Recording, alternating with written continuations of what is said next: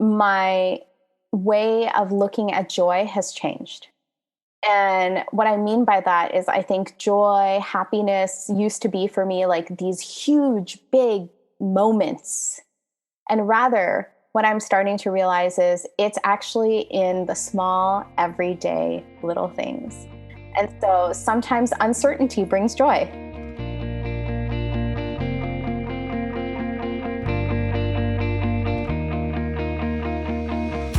Hello, and welcome back to Seek the Joy podcast. Happy Seek the Joy Tuesday. I'm your host, Sydney Weiss, and welcome back to another best of Seek the Joy podcast episode. Today, it's all about finding the joy in uncertainty with my friend Vrin Rao. And this episode originally aired in April of this year, April 27th, 2021. And I cannot wait to share it with you again because it is easily one of my favorite episodes from the last year. Vrin works with women and those who identify with the female energy to build strong and healthy relationships with themselves and others. She does this by using the personality framework of the Enneagram, which helps us to understand the lens our ego sees the world through. Vrin is a really talented Enneagram coach and meditation teacher, and I just loved sitting down with her for this conversation because back in April, I felt like we were all sitting in this space of uncertainty. I still feel like I am sitting in a space of uncertainty, and I'm curious if you feel that way too. And so we decided we got to chat about this. Like, how do we find joy in these moments of unrest, uncertainty, when we just do not feel grounded or sure of ourselves? So Vrin and I, in this episode, talk all about why we haven't been taught how to manage and sit in uncertainty and the power of holding opposites. We dive into the connection between uncertainty, control, and compassion, becoming more holistic beings, the three centers of intelligence in the Enneagram, and how the Enneagram can actually help us navigate these moments of uncertainty. My favorite part of the episode, though, has to be when we dive into reframing uncertainty as mystery. I have kept this with me ever since our conversation earlier this year. And then we dive into why joy can come from these moments, Vrin's biggest dream, and so much more. One of the reasons why I do this podcast is because I really want you to be able to live a happier, more joyful, and just ease-filled life. And so that's why I'm so happy to share that today's episode is brought to you by BetterHelp. The last year and a half, there is no doubt it's been difficult. And that's why I think now more than ever, it's important that we have reliable resources that we can turn to. And that's where BetterHelp comes in. So this is how it works. BetterHelp will assess your needs and match you with your own licensed professional therapist.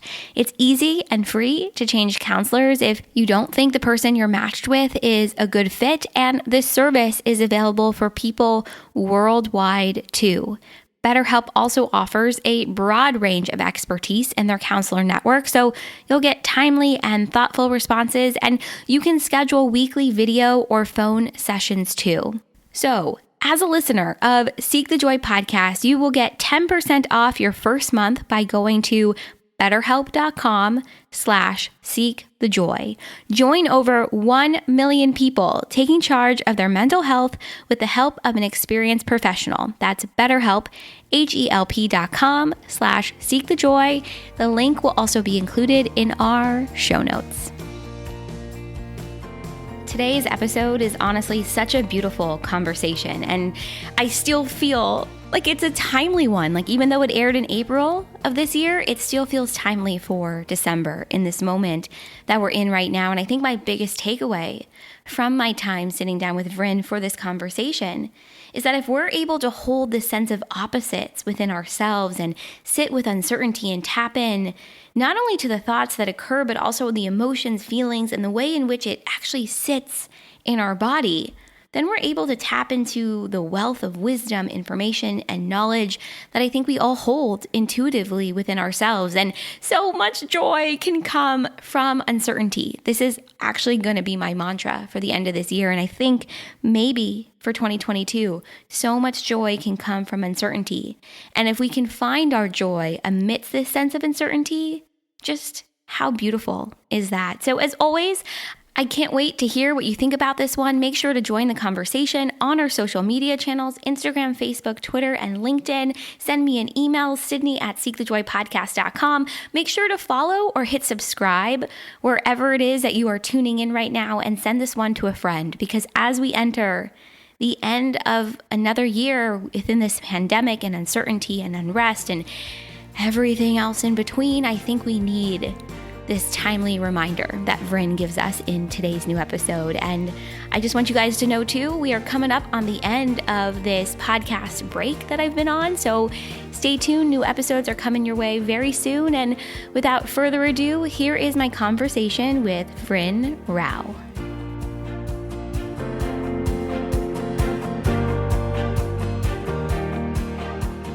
There is so much uncertainty right now. You know, we are sitting in this space of over the last year with the pandemic and COVID and being in our homes.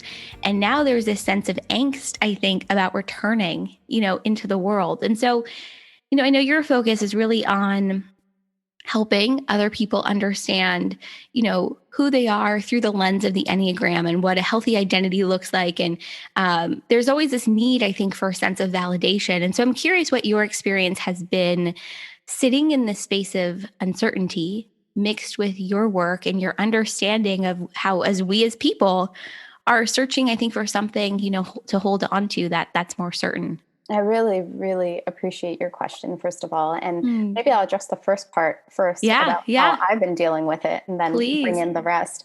And I think the biggest realization I've had in this time, and I'm not quite sure why this realization came about now. I think that it's always kind of been there beneath the surface. I've just been able to access it more, as I'm sure hundreds and thousands of people around the world have, is that I was never taught to deal with uncertainty. And that it isn't just one of these things that you're supposed to magically know how to do. Rather, uncertainty is, and staying in that space of uncertainty is actually a practice. And if we haven't developed that muscle, then something like this comes, kind of washing upon us with this pandemic, and we're totally unprepared and we don't know what to do with ourselves, and we react in so many ways. And I don't think it's possible to name the ways, because everybody's reaction is unique to that particular moment, that particular circumstance, their set of previous experiences, and as well as how they're built. What you just said, that we were never taught how to sit in uncertainty. And it reminds me, often I think when we are much younger, our parents either try to help us self-soothe or teach us how to self-soothe, or we miss, that boat completely. And so sitting in that space of uncertainty really reminds me of an ability or inability to soothe ourselves, to calm ourselves down, to step into, I think, an element of trust and understanding that, hey, this feels uncomfortable or difficult, but you are okay. That is hard.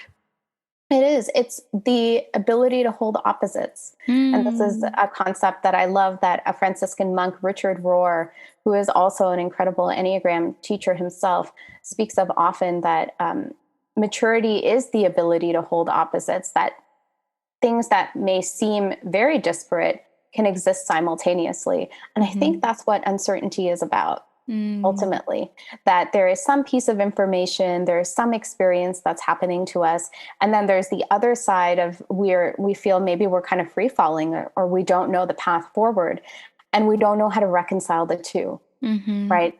There's the piece of I know something and I don't know something, and how do I hold the both together? Yeah, because I was going to ask you, how do you define uncertainty? Because I think it's going to be different for everyone, but it really sounds like it's this process of holding these two opposites. But I also think it's the feeling that comes after that moment of uncertainty, that realization almost that like, oh, I have no idea what's coming next, or I can't predict the future. So it's almost that feeling too of uncertainty that is so, I think, challenging for so many of us to sit with. Absolutely. And I think that for many, at least for myself, I can speak personally, it's related to control. Yes. So much of it is related to control. And that if I at least even have the illusion of control, Mm-hmm. I can get out of the space of uncertainty. And that's good enough for me. But being taught and seeing the practice of uncertainty being modeled by others can actually help us understand that the illusion of control isn't good enough. That actually it's the realization that I never really have control, but what I do have is I have free will. Mm. And that is within my control. So why don't I actually choose to move forward with what I have instead of longing for and trying to grasp for something that I may never have any sense of control over, for lack of a better word. Well, you just said, I think about control and this element of certainty, in society, in marketing, in everything we see, we are sort of, if you break it all down, it all comes down to, hey, this is how you can get better control of your life, your finances, your relationships. This is how we can make the uncertain certain.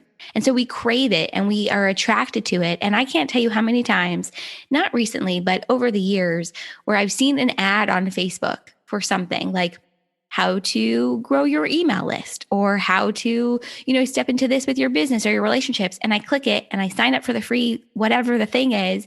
And I'm not left with certainty. I'm left with more questions. And I think what we are shown is meant to give us more certainty, but it really leaves us with more questions, which has left me with this thought of, oh, wait, maybe really this sense of control, this illusion of control, this craving for certainty is something much deeper within me. It's something that I am searching for, I am longing for, that answers a deeper question. And this is like going so like existential for a moment, but it's going back to these questions I think that we are all asking ourselves, which is, am I enough? Am I safe? Am I in control of my life? Do I feel okay in my skin? It Yeah. goes down to, I think, those very deep core questions, which are often related to things that we experienced or didn't experience when we were much younger. So even what we see in marketing around us, on TV, online, whatever, is always, I think, addressing to some level that need for certainty that you said is really like an illusion. I I think it's love that. so interesting. I love how you brought that piece about marketing. I think you're so on point there that there's it marketing creates a sense of urgency, and along with that almost this very unspoken but very in your face almost promise, so to speak, of I'm going to give you control over something. And that is, I think, one of the main reasons why, I mean, I fall for it all the time, even though I do too. I think I know better, but I fall for it all the time. And the other piece, if I may, because I just love that, it went to an existential realm. That's I can't help it. That's a place It happens. It happens. I love to dabble in, but to stay there for 1 second, Yeah. the yoga texts speak about how the essence of who we are, the soul, is comprised of three qualities, and that is eternity, knowledge, and bliss. And that is kind of like our inherent birthright, our what we're composed of. And when I think about that, and I think to what you just spoke about in terms of marketing or in terms of this whole topic and theme of uncertainty, that is really the three things, if you look at it, that we're constantly looking for certainty around. Right? We're looking for certainty around our mortality. And that can be in so many different ways, whether that's in the realm of wanting to look young for as long as possible. And that's like the entire beauty, cosmetics, and that entire industry, what to speak of so many others, of bliss, of joy, as your podcast is all about, which is really all about connection with others. Am I loved? Am I cared for? So much uncertainty around relationships, right? And ultimately around knowledge, which is that fundamental piece, I think, around I need to know. And that's where we struggle so much. When you think about uncertainty and you tap into your body and the emotions that it brings up, what does it bring up for you? Because I think it's so different for everyone. But I'm curious if you're willing to share, what emotions kind of come to the surface when you think about uncertainty in your own life. Hmm. I think of, at least in my body, I experience a sense of restlessness Mm-hmm. that often accompanies it, along with a sense of sometimes just like a free falling in the pit of my stomach Mm, that I just don't know what's happening, right? Like those are the two that I can pinpoint very clearly that comes about. And then along with that, sometimes this kind of surge of, I don't know what else to call it other than adrenaline of you have to do something about this. yes. Yeah. Yeah. For me, it's this sense of feeling rattled of when you're ice skating and you kind of look like a baby deer who's put on ice skates for the first time and you're, that visual, you're just trying, but you cannot get into a groove. You can't get into a rhythm. That's what that level of uncertainty feels like for me. It's like I'm standing on shaky ground. And no matter how I try to remedy it, because I think, like we've been talking about, we're always trying to remedy that sense of uncertainty, nothing is changing. And so Mhm. lately I feel myself trying to tap into this sense of just surrendering, of being like, there is nothing more that I can do other than just continue to do what I am doing, which is following what is exciting to me, what brings me joy, talking to people that I love, meeting new people, focusing on what I can control versus what I can't. And often what I can control is just the way that I feel.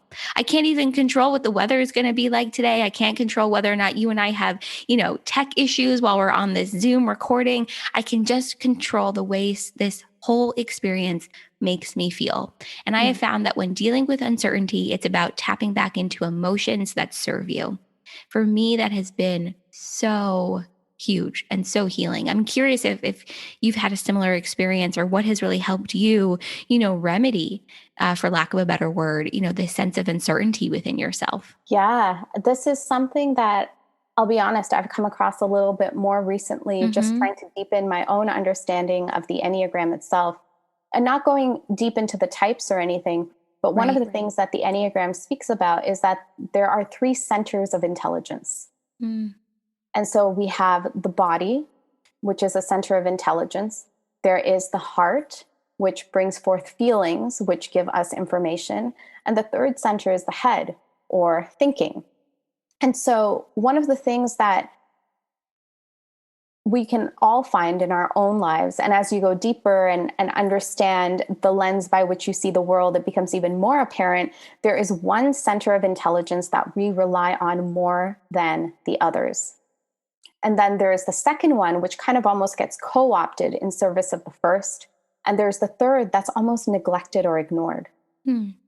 And what I've started to realize, just even thinking about this theme of uncertainty, is that when we start to truly become more holistic beings, we start to access all three of these centers of intelligence.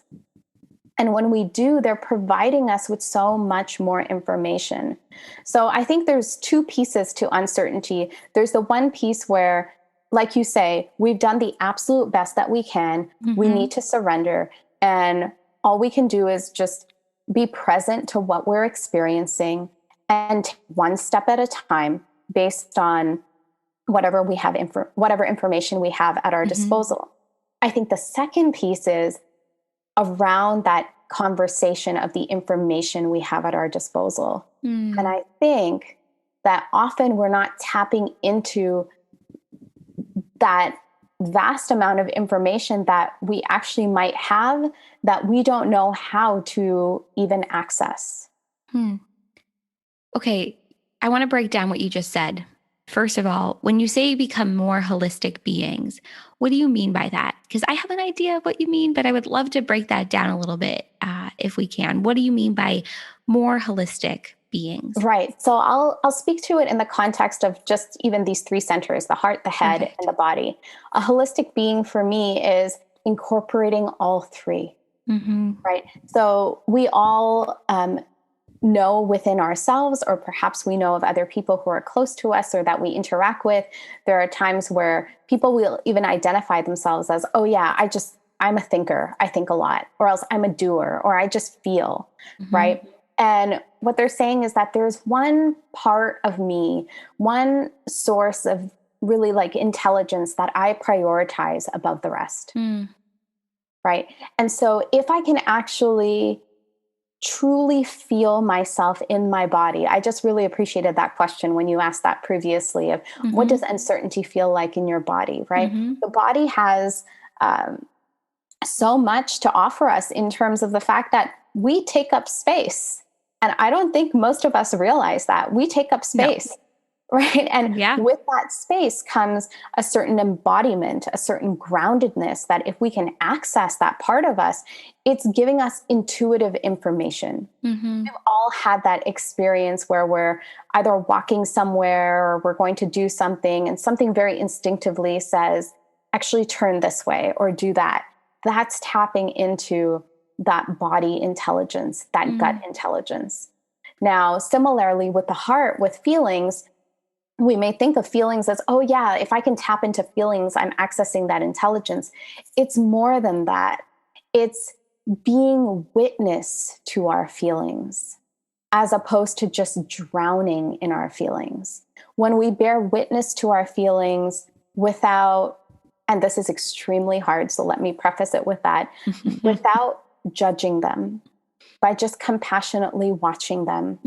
Something else incredible happens where I'll give another example of somebody is going through a really hard time.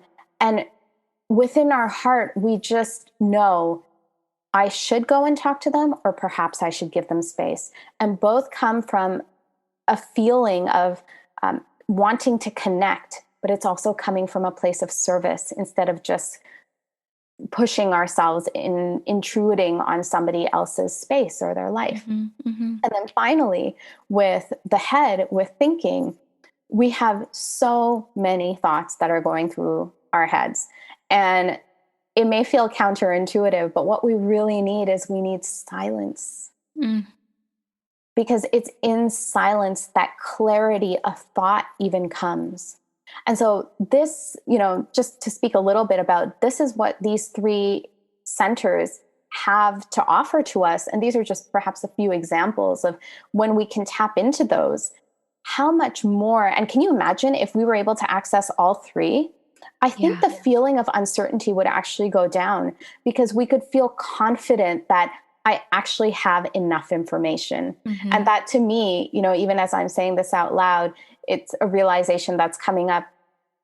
Uncertainty is also about, am I missing something? Yes.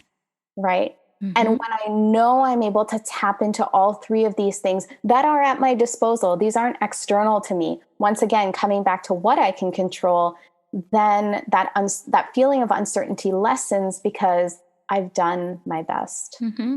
I'm so appreciative for what you just shared about mind, body, and soul, really, head, heart, and body. We spend too much time in our heads, is what I've really figured out, especially in the last year, and sitting with this sense of uncertainty and really feeling it both on an individual and collective level.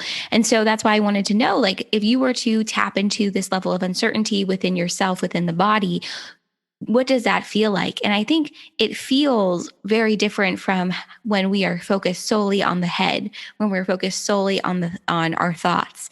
And so when you were talking previously about the information that's at our disposal, this makes so much sense to me, because if we are connected to the fact that we actually know so much more than we even give ourselves credit for, we are in tune so much more deeply than we even realize. If we were to take a step back and actually just sit with how we are feeling, sit with what we are thinking, sit with what our emotions are, our feelings, they kind of come together, I think, in a very beautiful way. And you're able to tap into more information than you knew you had.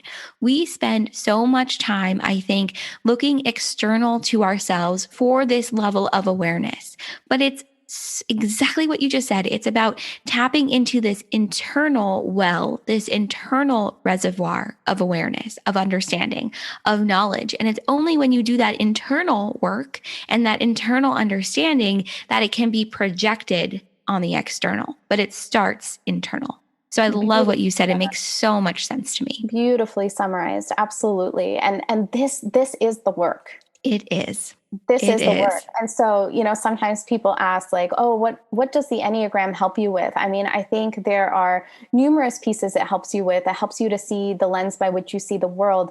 But from there, it goes so much deeper, and it goes to this place, and of course, much more, but especially this place of being able to have a starting place to do the work, to know that actually this is the center I rely on most. And this is the one that I ignore. And by just even knowing that, I start to see, okay, where do I need to start paying more attention? Yeah. Speaking of the Enneagram, do some of us deal better with uncertainty depending on our Enneagram type?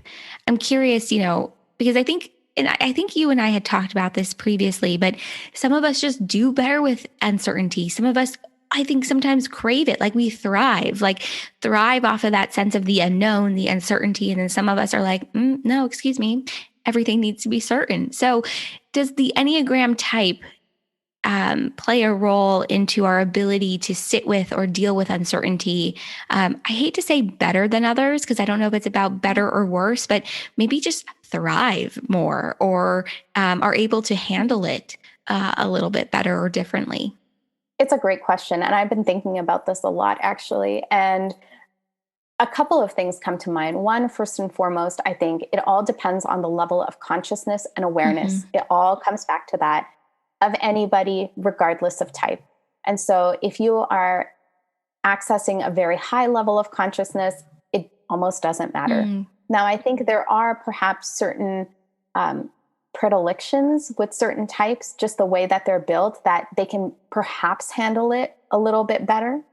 Again, ideally, they're in a very healthy level of awareness and consciousness. But the two that came to mind, and I'm sure there might be others, but the two for me that came to mind was the 9, the peace seeker, the peacemaker, and the 4, the individualist or the romantic. And the 9, I say this is because they have an ability to see all sides. All sides. And that comes in really, really handy, because there is a natural orientation to being able to see all sides. They kind of hold uncertainty all the time. I mean, can you imagine if you could access all sides to an argument or to a situation? You would probably feel like, I'm not sure, quite a lot of time. Yeah, it could go this way, it could go that way. I see that perspective. I see this perspective. Yeah, absolutely. Wow, that makes a lot of sense. Really, so being able to see all perspectives also plays a role in that element of uncertainty, because this could go any which way. Any one perspective could make sense. They all actually make sense. We're just at odds in our view or our way of thinking. Wow, interesting. Exactly. And then with the 4, the individualist, they can delve into feeling and emotion so deeply. And very often they can hold different emotions at the same time. Once again, you're delving into that territory of uncertainty, because it's not just one or the other. I can feel melancholy, and I can feel exhilarated, and I could feel a little bit tumultuous, all at the same time. And because of that, I can stay in that space of uncertainty better. While you were speaking about the type 4, the word that popped in my head was contradiction. I almost wonder if uncertainty is also about being in a space of contradiction, of ideas, thoughts, realities contradicting each other, meaning I'm sitting in this one space, but I long to be in another. And so there's this sense of uncertainty of how am I going to get there? And so those two feelings almost counteract each other. I wonder if contradiction and this might not even be the right word, but I do wonder if that is part of that experience, because you have one emotion, one longing, one feeling, one reality, but you're hoping, searching, waiting for another. When is it going to show up? How is it going to show up? Am I going to like it? Am I going to hate it? You're sitting with polar opposites, I think, all the time. Absolutely. And the thing is that I think, and this is why I said at the beginning, I'm not sure why this realization came to me now. We're always experiencing this. I Always. think, COVID and this pandemic has just really like risen that to the surface because we have been so limited for so Mm-hmm. long, and we don't like being limited. That's one big thing, No, no. right? And so when you were speaking about contradiction, what was coming up for me was that we really don't like to stay in places of the unknown. Mm-mm. We have lost this ability. And one Enneagram teacher, her name is Suzanne Stabile, she puts it really beautifully as we've lost the ability to appreciate and stay in mystery. Wow. And what if we could reframe uncertainty to be mystery? Wouldn't, I mean, at least when I hear that reframing, I experience something very different. I love that. I love that. Reframe it as mystery. Like, Yes. it just has a different connotation to it. I can't exactly explain it, but it's a different even feeling. Like, everyone that is listening, uncertainty versus mystery. It sits in your body, it sits in your space very differently. Wow. It does. Yeah.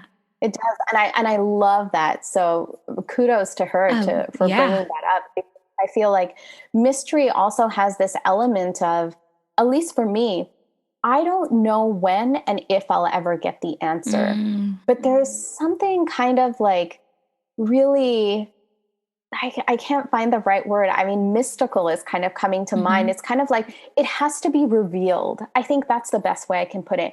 It has to be revealed. Like I need to keep my eyes and ears open, and I need to be on the lookout for it. That's my part. And the other part is the revelation has to come of Mm, itself, as opposed to me trying to burst down doors and kick open windows and trying to say, give me the answer right now, yeah. which I think there is that kind of like energetic element that comes with, and especially kind of going back to Enneagram types, there are certain types that are like, I need certainty right now.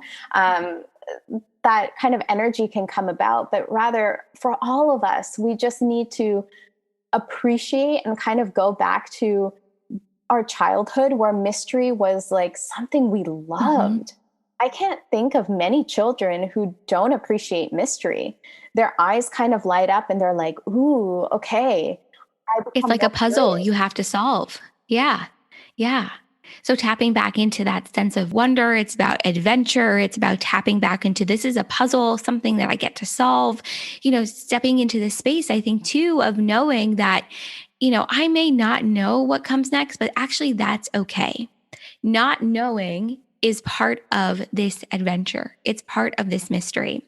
And this element of the unknown that we've been talking about too, I think is really fascinating because when we talk about the unknown, we talk about it in one of two ways of, oh my God, it's unknown. I am uncertain. I feel weird about this, or we just don't talk about it at all.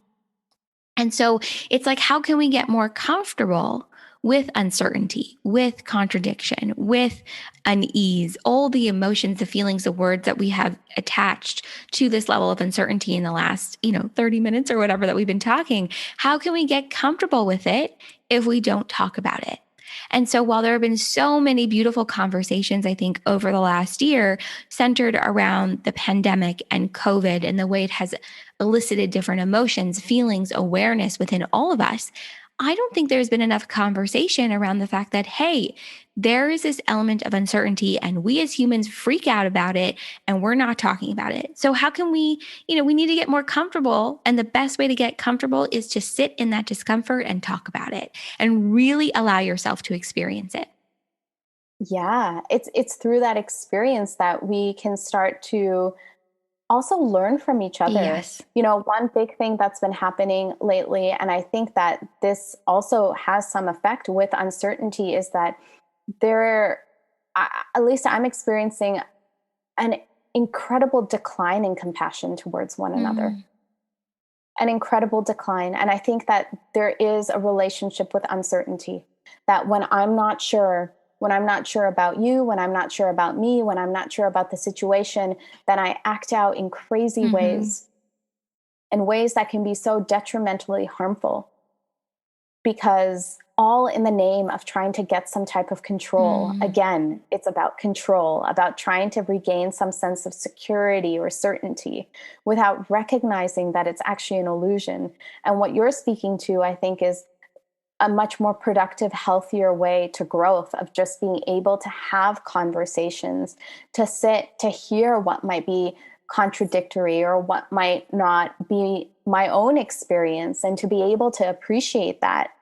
And then alongside, apply that control, as we were speaking about, in a place where it will actually be effective, which is doing that inner work of being able to access these other centers of intelligence without always putting our expectation on the externals to fix everything and to illuminate things for us. I think also an important part of what you're speaking to is taking a moment with yourself to identify where that need for control is coming from and why are you experiencing it. And it's not going to come to you, right away. But I do think embarking on that journey with yourself is really valuable of why do I need this element of control? Why, when I don't have it, do I feel so out of control? What is it about this element of knowing exactly how things are going to be or what they will look like? Why is it eliciting so much comfort in me versus being so uncomfortable or sitting in such a space of discomfort when it's removed? And I think when we can start to do exactly what you were saying, tap inward and do that inner work, we elicit greater compassion for ourselves, which becomes a domino effect of eliciting greater compassion for others. Because I think in the last year, and I have certainly been this way and felt this way, my fuse is shorter. Like I get frustrated. I get annoyed. Like sometimes when I'm driving and I see someone without a mask, I'm like mumbling under my breath, "Where's your mask? Why aren't you wearing a mask?" Like I was never like that before. Like it was just not me. So I think we're all in this space of frustration, burnout, burning the candle at both ends. And it's not eliciting a sense of compassion for ourselves and for others because of that level of uncertainty. It just feels like this big dot connecting thing. And the moment I think that we explore this level of uncertainty for ourselves, it's going to shift something pretty big. I think so too. I'm so convinced of it. And I'm also convinced that for me, it starts with me. It has to start with me. And I love the way you put it. It's a domino effect, that it starts at home, and that I think this is it's funny, uncertainty comes up everywhere, right? It's like, but I'm uncertain how long it will take for me to do that. It's like, as long as it takes. Right. And it's not a point A to point B kind of. Point A is where I'm at now and B is success. It's a spectrum. And that as my own work on myself continues and progresses, then even if it's in micro increments, it will have an effect externally. It may not be that big, humongous effect that, I'm hoping for. That's okay. That's not where the magic happens, I don't think, anyways. No. I think it's in the micro effects. I think so too. As you've been navigating this journey of uncertainty for yourself, I'm curious if there's been a mantra or affirmation or quote or something you've held on to that has kept you steady through these moments, or reminded you of the lessons and the learnings and this beautiful conversation that we've been having. I love your question. As I'm trying to Rolodex through my mind, I think what has had the most significant impact for me has been this piece around mystery. The reframing. It's the reframing of mystery. It is, because I feel like I can approach it with much more openness, and I don't feel so constricted, even bodily.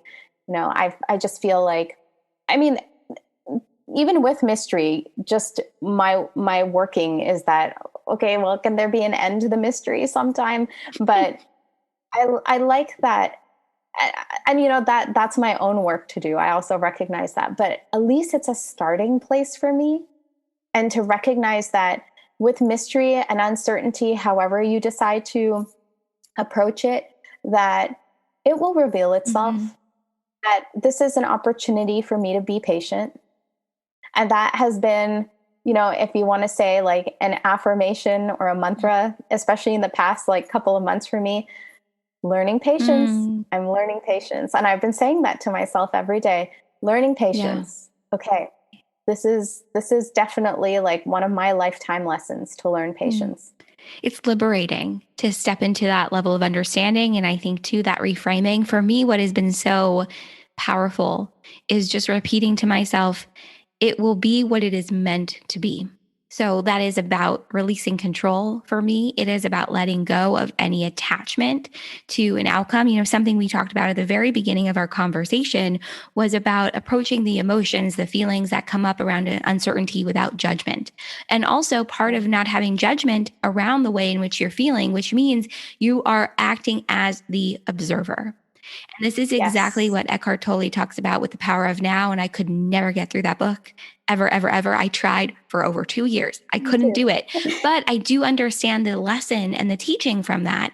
It's about non attachment, it's about seeing it for what it is and not investing any emotional capital in it beyond just observing it. And so I think that's really important too, is recognizing, what it is that you are feeling, experiencing, not judging it, knowing it serves a purpose. It's a lesson for you. It's a lesson in patience. And I think for a lot of us, because we want the thing now. I want it now. I don't want Yeah. to wait. I don't want to wait anymore. Like, give it to me now. So I love what you shared. I think that is so beautiful and powerful. And I just know so many people are going to connect to it. I hope so. I hope it can be of some service. This has just been, my own. And thank you for inviting me to just kind of Yes. really what I've been feeling in this conversation, just kind of sharing my own like process and thoughts of whatever I've been hearing and listening to, and just, making sense of how to practice staying in the space. And I think all of what we've spoken Mhm. about is just that these are elements and components to the practice Yes. of staying in Mhm.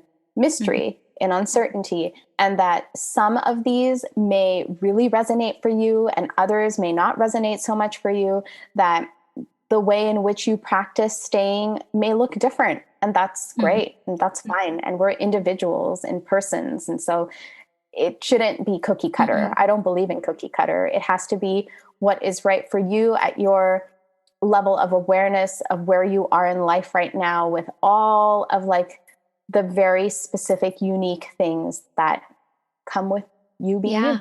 And I think, too, part of this reframing as mystery and part of seeing it as mystery, too, is feeling for yourself that, hey, this can be fun. This could be joyful.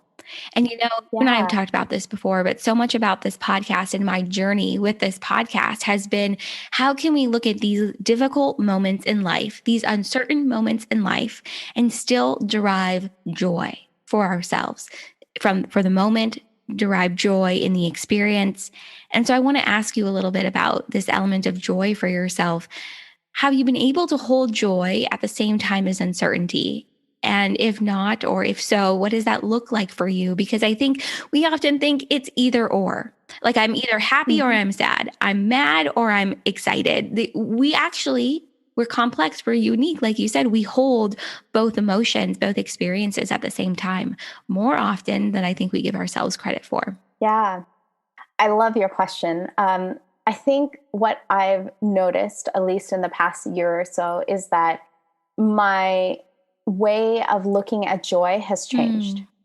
And what I mean by that is, I think joy, happiness used to be for me like these huge, big moments. And rather, what I'm starting to realize is it's actually in the small, everyday little Mhm. things.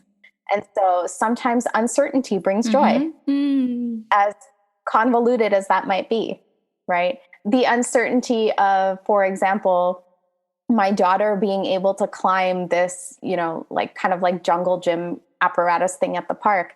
And there's a piece of uncertainty there. Oh, should we like make sure that maybe it's too hard for her? Maybe we should be holding her and just kind of being there, Mhm. watching, witnessing, ready to jump in if necessary. And then seeing her climb it up and like with a huge grin on her face to kind of be like, I was able to do it.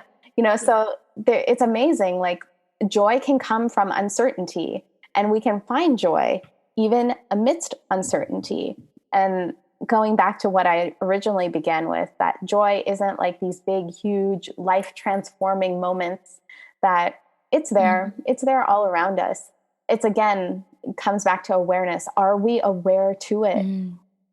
That's all. And if we're not, then the mind is so dualistic. It's always looking for, I don't know why, but sadly, it's always looking towards the more challenging, problematic, negative aspects. But that same mind with practice can also start looking at everything that's there that is, able to spark joy within our lives. It's about a reframing. It's about a retraining. I love what you said, that joy can come from uncertainty because we don't know how it's going to pan out. So it could actually be this big or small, beautiful thing, this joyful moment or experience. I love this.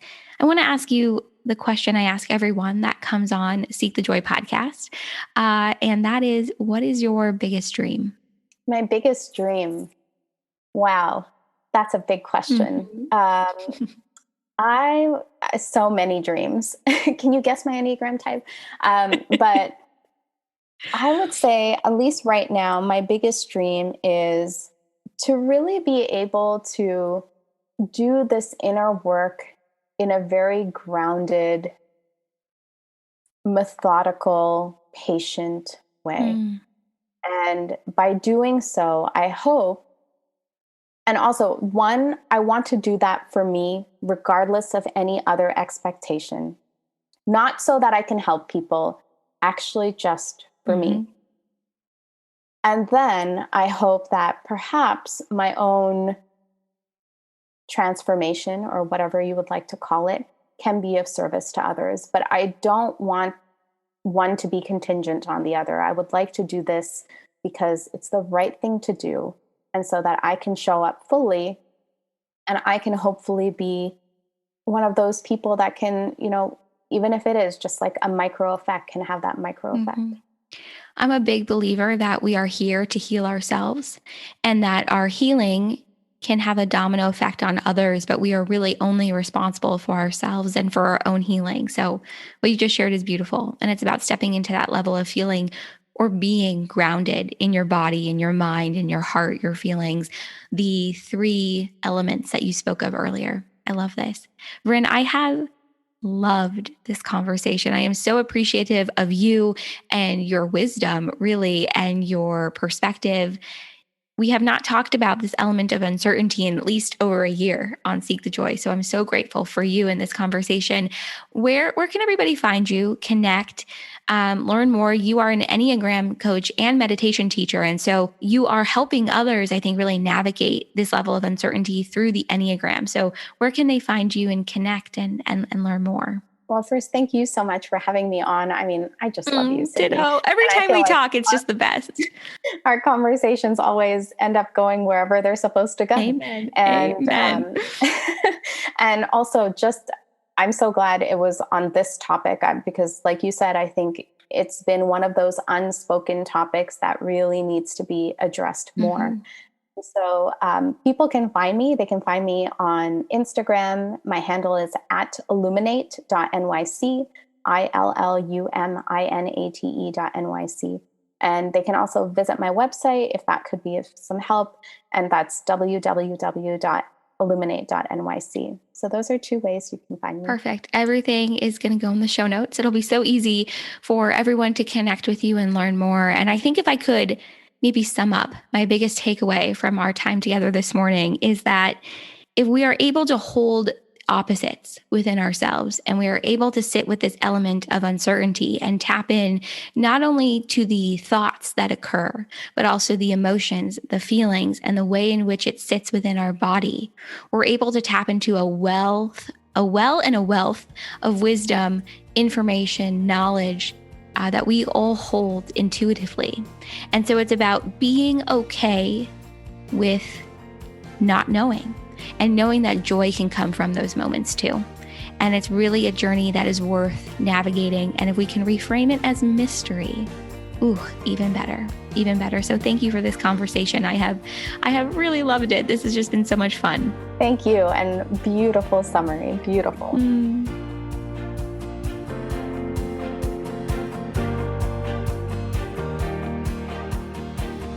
Seek the Joy podcast is a production of Seek the Joy Media and created, produced, and hosted by me, Sydney Weiss.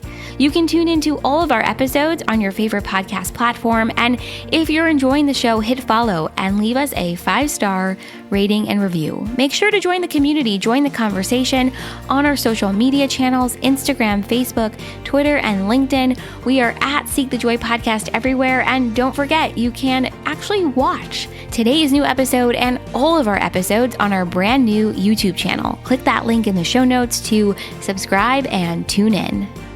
As always, thank you for being here. Thank you for listening. And I'll see you right back here next week for another Seek the Joy Tuesday.